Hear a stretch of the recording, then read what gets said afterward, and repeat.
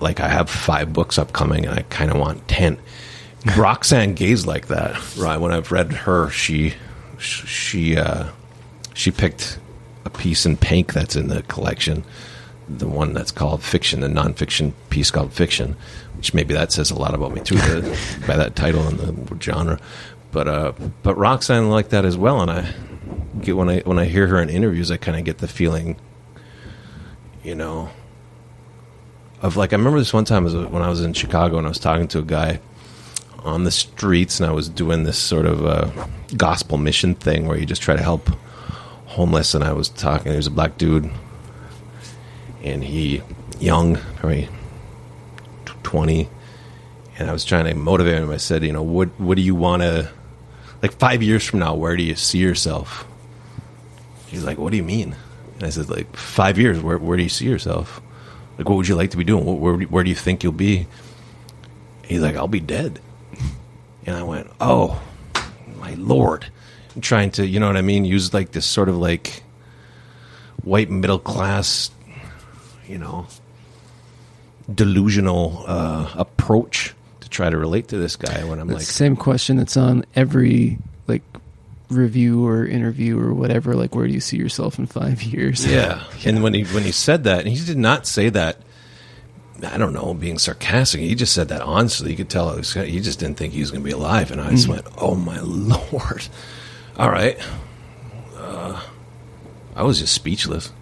I was just not ready for it. It's like in the book where there's that moment where I'm in prison and I'm trying to motivate these guys again. And I tell the one guy, you know, I want to teach you how to write better so you can write letters to your family. Because I know you have several of your family members who are in different states. And he said, what if you killed everyone in your family? And I just went, oh, okay.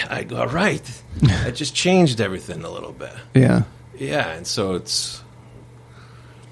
this is where I would love to just take some of these, like I'm talking about, some of the writers out there who are just not writing about significant subject matter. I just want to take them. Can you just come with me for a week?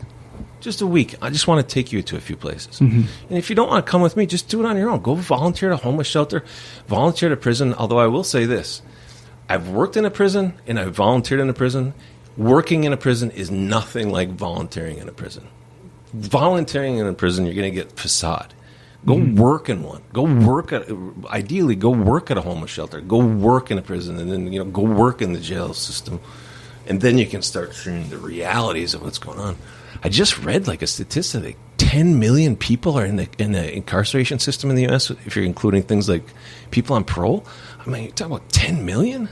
We have the highest per capita, I believe. Yeah, by far. Yeah. I mean, it's not even close. Yeah. Yeah. But when you're talking about 10 million people, like, what are we doing? Oh, my Lord. Yeah. It's a broken system. It is just destroyed. I mean, it frightens the hell out of me. Now, so I'm curious, what did you view as what your trajectory was prior to going into the military? I mean, like if you had, like, let's say Fantasyland, right? Your parents found the money to go ahead and send you to college.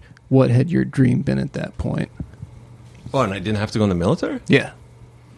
When I was a kid, I kind of like, I remember it's kind of funny, but so I think it's like, I can't remember if it's 11th grade or 12th grade, but we had to do a paper on what you're going to be. Right. So, which is great that the teacher did this, because then it made us think, what do you want to be? And like, I hadn't thought about that, because it's just like, for one, I'm growing up in like Upper Peninsula, Michigan. So like, I didn't even know there was a Harvard. And never would I have ever thought about applying to anything like that. So I'm sort of like, we have, you know, Market Branch prisons there. They employ a lot of people. We have, the mines are there. So you can go work in the mine. Got a big hospital. Got Market General Hospital. You go work in medical. So it's funny that I'm even doing medical now, because it's kind of like that was like the only choices. And I almost still think like that, to be perfectly honest with you, because once you grow up with that, it's kind of hard for me to think outside the box with that. But I did my paper, and sometimes when I did papers, I would be a bit of a BSer just because I would get A's and you didn't have to try, so I just make stuff up. But I did mine for the hell of it. I wanted to be an FBI agent. And then when I started thinking about that and the realities of it, especially going into the military and working in cryptology and stuff, I realized the thing that I loved was not being an FBI agent. The thing I loved was like James Bond. What I love is really it was Ian Fleming. It was writers. It was like the way that they can just take you anywhere with their imaginations. And that's when I started going. The breakthrough of when I became a writer was actually during Desert Storm. I wrote a letter home, and in the letter I said a plane got shot down off base. And it's almost all I said in it. And then it took like a month for the letter to get back to me, and because everything was shut down during the war. And then in the letter, my mom said, "Were you on it?" And I had this revelation of, oh my God, it's like when you started this interview, you said, all I know about you is what you have in that book. And that's when I had the revelation of how important writing is, because I was like, I have to tell her a lot more details. I'm just assuming she's knowing everything that's going on. And after that, I started writing detailed letters, and I enjoyed doing that. And then I started going, this is awesome. Like, I get to create anything. And that's when everything shifted for me from that point on, because I realized the importance of what you can say and the power, because like I'm presenting myself to my parents right now, and I can do it in any way that I want. And it's the same thing with this book. I can present myself in any way that I want as well, which you have to be careful with too, because like, for example, I was not, and somebody put something, I think Vincent, it said something about when I'm writing about being in Afghanistan. I was not in Afghanistan. I want to emphasize that, because veterans will get mad at me. I was Diego Garcia, but multiple people died from my base, during the war. So it's like, and not during the war as well. So, from my other bases. But so it's difficult, especially with nonfiction. Nonfiction scares the shit out of me. I like fiction and poetry. Well, but you parallel in there some, your real military experience with, like Full Metal Jacket, which is fiction. I mean, it may be something close to based on real, and it may be, but it was a film, but that you met real people that were kind of like that, or like people like you saw. What do you mean, who are crazy? Yeah, exactly. Well, right. Just the war, it's Desert Storm. It's too much. It's too, because you're not ready for that. You're a teenager or whatever, and. I mean, I could give you a story. I'm not going. You talk about the guy who basically like drunk himself to death. Yeah. Well, you can't handle it. It's too much. You're just a kid. Yeah. It's too much on your brain. It fries your brain. Yeah, I probably don't want to go too much into that, because I'll start breaking down or whatever, and I want to stay away from that. But no, and I don't want you to I don't want you to feel like pressure into talking about anything you're not comfortable about. But the book is called Post Traumatic, and it seems like, I mean, you had to have was writing these pieces or certain pieces in there part of the process for you of trying to work through that? All my PTSD counselor actually told me to do that. He said, again, I don't want to go too much into certain things, because then I'll just shut down and I won't be able to just continue doing the interviews. I'll just avoid stuff. But yeah, he told me just write about to this point where you get so sick of it that you can, because at first, even what I'm doing right now with this interview, I'm kind of talking about a lot of things I used to not even be able to talk about at all. I kind of think I know where areas I can't go to, where I can and can't, but because of talking with my counselor, and I have the thing that if there's any vets that are listening out there who listen to the podcast, I highly recommend that you get into a PTSD program with the veterans, with the VA. I'm not going to promise you're going to get a good counselor. You might get a bad one. If you get a bad one, you can switch to somebody else. But I remember one time we went out to this bar. It was a guy who had come back recently from Afghanistan, and he just started picking on a fight with somebody. He wanted to fight. He wanted to fight bad. And I just pulled him aside and said, "Stop it! You got to stop it right now. You don't want to fight him. You're getting worked up about where you just came from." And I'm like, just let's calm down right now. We got to go a different route. And I was just trying to tell him, you might, I'm not saying you have to. You don't have to if you're not ready, but you might want to try to get into some counseling program, and because otherwise, it's like your neurons in your brain have been rewired in like this really crazy way. Mm-hmm. Yeah. So I think I wanted to write about, to be honest, I could write about a lot more than I've done in that, but the thing you'll notice is like how short the pieces are. Yeah. Because that's like, okay, I can handle it for that long. Yeah. And that's enough of that. Like, I wouldn't want to write, or I couldn't write a memoir that's completely about the military right now, because I just don't think it would be good for me. I don't know.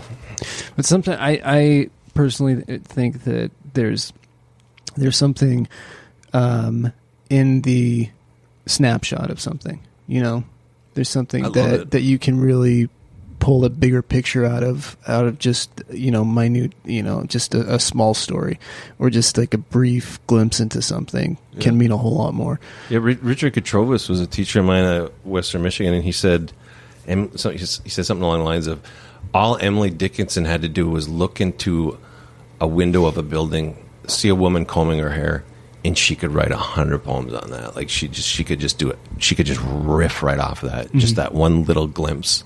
And he said that's all you have to do is just catch a glimpse of something that you want to get across. And sometimes when I write, I'm just trying to. There's an image I want to just put in the reader's mind, and here's that image. I want that to stick with you. Mm-hmm. A funny story about that, or maybe not so funny, is I was at a creative writing interview for a position, and I was saying image is easy, visuals are easy, and then somebody said, they were kind of fighting me back. They said, well, how could you say something like that? And I said, it's not that hard to do. Like, I could give you an image right now. I know I could put it in your mind, and you'd never be able to get it out of the mind for the rest of your life. And then they kind of challenged me and said, okay, let's see you do that. I said, it's a violent image. It's a very violent image. And just so you know, I've worked in the medical field. I don't know if you'd want that. I don't know if this room would want that. And they kept saying, and so then I just said, okay. And I told them that. There was this monstrous gasp collectively from the whole room. And I realized in that moment, I will never get the job.